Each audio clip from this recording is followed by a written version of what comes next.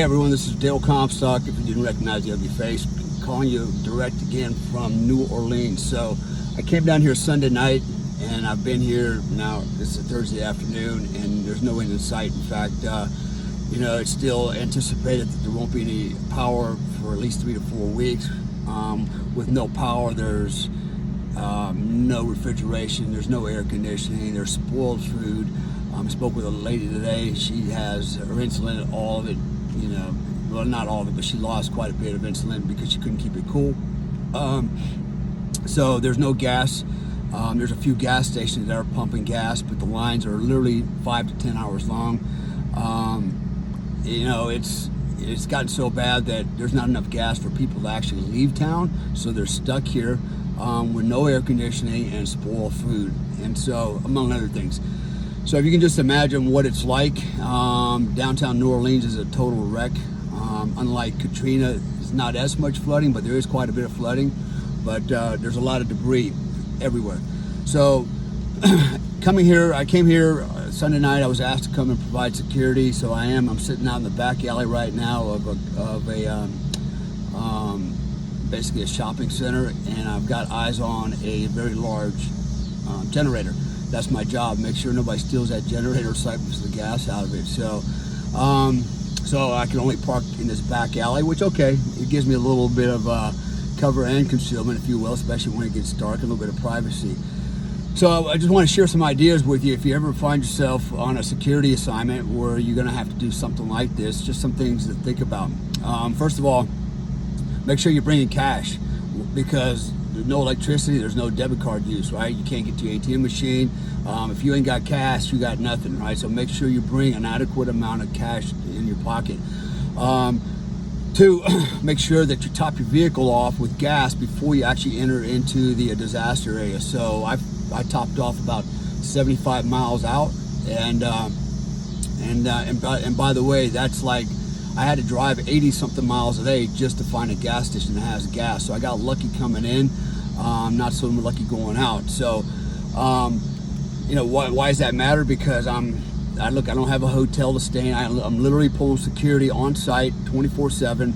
I have a car, and that's it. So I'm living out of my car. I'm walking around. I'm keeping eyes on the objective, but also I have to shelter from the rain. It's been raining quite a bit, and even though I'm superhuman, no, I'm not. But if I was, I wouldn't need to sleep. But I do need sleep. So, I gotta bed down in my car at night, which is very uncomfortable. It's killing my back, and not as young as I used to be, I guess. But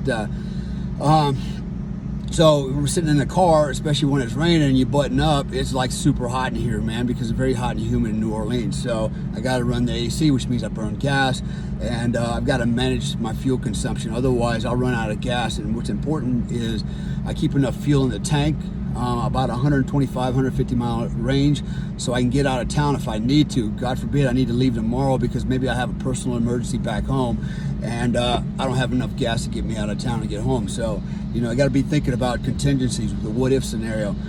Other things to think about, is sanitation. So you're not going to get a shower out here. I'm not. I could potentially be out here for a month with no shower. No point in getting a hotel if there's no electricity, and if you're even lucky enough to find one, because a lot of people lost their homes, and so they're in hotels, they're in tents and things like that.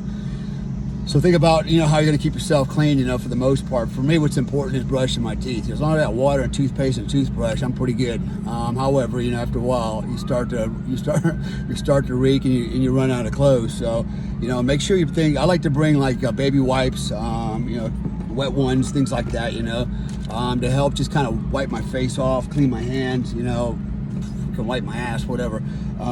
It helps to have that. I also have, just right here where I can reach it very easily, is bug juice. Okay, actually, for those non-military types, it's actually off to keep mosquitoes off me, not to feed them, but we call it bug juice in the Army.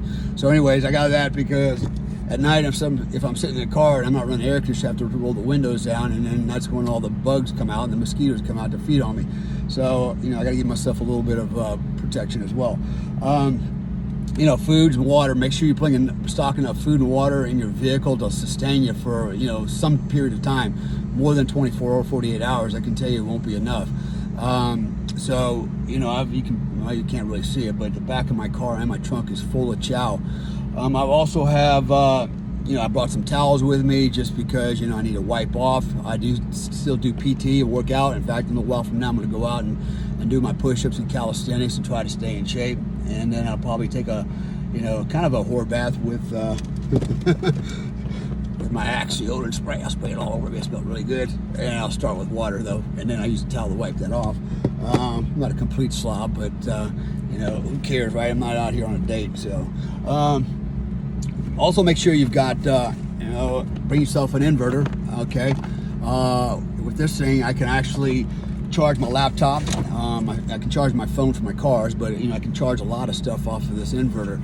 I can even run a power tool or watch TV with it if I had one, but I'm not here to watch TV. So anyways, so think contingencies, the what if stuff. You're not going to be able to use it. You're not going to be able to use a check card. You're not going to be able to go to the ATM because there's no power. So you better bring cash, bring lots of cash, and have that on you. Cash is king here. If you got a debit card, check card, you ain't getting nothing. I tried it. I went to one store. It was happened to be open, and they're like cash only. Damn. Okay. So think about sanitation, hygiene. How can you sustain yourself? Change of clothes, wear clothes that's comfortable.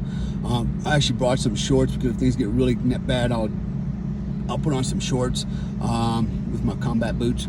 And but you got to think long term. This could be today could be the last night, which I doubt, but it could be, or I can go out to 30 days, or as long as the client needs me on the property. So I've got weapons with me. Although this is an unarmed detail here, or unarmed job, I still have weapons with me. And why? Because one, for my own self-preservation. Things could get really ugly here, and I may need it out of my own self-defense. So, having said that, they're expecting there not to be any power for 3 to 4 weeks. Most people's food is already starting to spoil in the refrigerators. You can't get gas to get out of town. You can't get cash to buy stuff. I suspect that probably in the next couple of days you're going to see the zombie apocalypse start, and people are going to lose their shit, and they're going to be looting and stealing, and it's going to be game on. So my job is not to stop anybody from looting and stealing. My job is actually, believe it or not, to take a video of them, a picture, and then report it to the police. See how that works out. But nonetheless, I am armed for my own personal protection, and so I'm not going to compromise that whatsoever. I've got night vision with me. I got a night vision scope with me. I've got it's also thermal. I've got Steiner binoculars. I've got, of course, flashlights. I've got these cool ass gloves. By the way, if you go to TRS or FightFast.com, these are some of the gloves that I'm promoting. Pretty badass. They have a removable trigger finger, so you can actually expose your trigger finger. You can text with these gloves on. It's got hard knuckles. I'll literally punch through glass with this. It's got a rubberized grip on it. So anyways, I have these with me. These are my tactical gloves. I've got my, I have a bulletproof backpack. I can't really show it to you here, but it is bulletproof. And also it's a concealed carry holster. It's got International Orange on the inside. It's got a lot of cool features. Again, you can go to FightFast.com or TRS Direct. They're both the same company, and see some of those products on there. Or go to my website, DaleComstock.com. Some of this stuff is on there as well.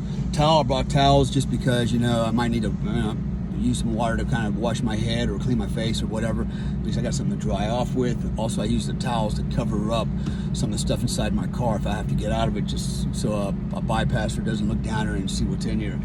I'm not going to tempt fate. Let's see, what else have I got? I got sleeping bags. I've got ground pads. I've got, I literally have ponchos. I've got a dome tent. I've got a lot of plastic bags, giant 40-gallon trash bags as well. You may need to waterproof things. Hell, I might need to make an improvised rain jacket out of it, even though I have a rain jacket back there. You can kind of see a little bit of thing. So you got to think way outside the box, man. And, again, think contingencies and think long term.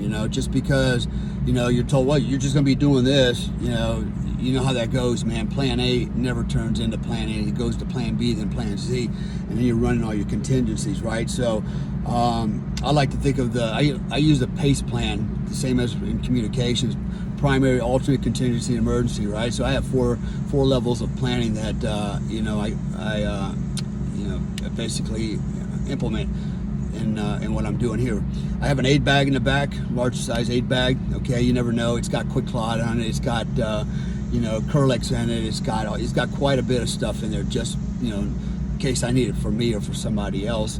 What else have I got? Changes of uniforms, because eventually this shit starts getting pretty funky, and no matter how much Axe deodorant you put on it, it doesn't work. So anyways, just some thoughts I thought I'd share with you. And again, it's I may not have covered everything. I got a ton of stuff in this car. Oh yeah, don't forget your bag of family size party pack of M&Ms. Gives you something to nibble on while you're sitting here watching the zombies. And what else? That's about it for now. So anyways, hopefully that helps some of you. Maybe not now, but in the future. Write it down and think about that. I literally got a phone call, and within 30 minutes I was wheels up in my car. So I had 30 minutes to grab everything, and I had to. There's a lot I had to consider. Scopes, weapons, ammo, shaving kit, hygiene equipment, stuff to sleep in, stuff to keep rain off of me, stuff to put in my mouth to eat and to drink, stuff to keep blood from flowing out of me, right? So a lot of stuff that a checklist I had to go through, and make sure I get money, make sure that I got enough food, make sure that I get enough gas. One thing I did not bring, because I didn't have it, it was an extra 5-gallon gas can. Even if I had it, I doubt I'd fit it in my car. I've really cubed out this car. It's a 500 BMW 500 series, and I've almost cubed it out with with gear. But anyways, take it for what it's worth. You guys be good.